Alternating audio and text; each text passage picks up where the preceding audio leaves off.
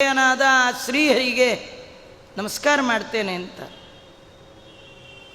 ನಿಮ್ಮ ಜೀವನದಲ್ಲಿ ಎಲ್ಲ ವಿಘ್ನಗಳು ಪರಿಹಾರ ಆಗಬೇಕಾ? ತುಂಬ ದಾರಿಗಳಿಲ್ಲ, ಒಂದೇ ದಾರಿ. ಅದೇನೆಂದರೆ ದೇವರಿಗೆ ನಮಸ್ಕಾರ ಮಾಡಿ. ದೇವರಿಗೆ ನಮಸ್ಕಾರ ಯಾವಾಗಲೂ ದೇವರ ಕೈ ಮುಗಿತಾ ಇರಬೇಕಂತ. ಅದಕ್ಕೆ ಕರವ ಮುಗಿದ ಮುಖ್ಯ ಪ್ರಾಣ ಹರಿಗೆ ಎದುರಾಗಿ ಆಂಜನೇಯ ಯಾವಾಗಲೂ ಕೈ ಮುಕ್ಕೊಂಡಿರ್ತಾನೆ. ಅದಕ್ಕೆ ಅವ್ರಿಗೆ ಯಾವಾಗಲೂ ವಿಘ್ನಗಳೇ ಇಲ್ಲ. ನಾವು ಯಾವಾಗಲೂ ಮುಗಿಯಲ್ಲ, ಅದಕ್ಕೆ ನಮ್ಗೆ ಯಾವಾಗಲೂ ವಿಘ್ನ. ನಾವು ಯಾವಾಗಲೂ ಒಮ್ಮೊಮ್ಮೆ ಮುಗಿತೀವಲ್ವ, ಅದಕ್ಕೆ ನಮ್ಗೆ ಒಮ್ಮೊಮ್ಮೆ ವಿಘ್ನಗಳು ಪರಿಹಾರ ಆಗುತ್ತೆ. ನೀವು ಎಷ್ಟೆಷ್ಟು ಕೈ ಮುಗಿತೀರಿ ಅಷ್ಟಷ್ಟು ವಿಘ್ನ ಪರಿಹಾರ. ಏನಾಚಾರ್ಯ ಯಾವಾಗಲೂ ಕೈ ಮುಕ್ಕೊಂಡೇ ತಿರುಗ್ತಾ ಇರ್ಬೇಕಾ? ಇಲ್ಲ, ನಿಮಗೆ ಅದು ಯೋಗ್ಯತೆಯೂ ಇಲ್ಲ. ಯಾವಾಗಲೂ ಕೈ ಮುಗಿಯೋ ಯೋಗ್ಯತೆ ಅದು ಪ್ರಾಣದೇವ್ರದ್ದು.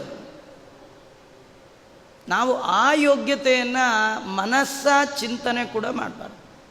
ಎಲ್ಲಿ ಪ್ರಾಣದೇವರು, ಎಲ್ಲಿ ನಾವು?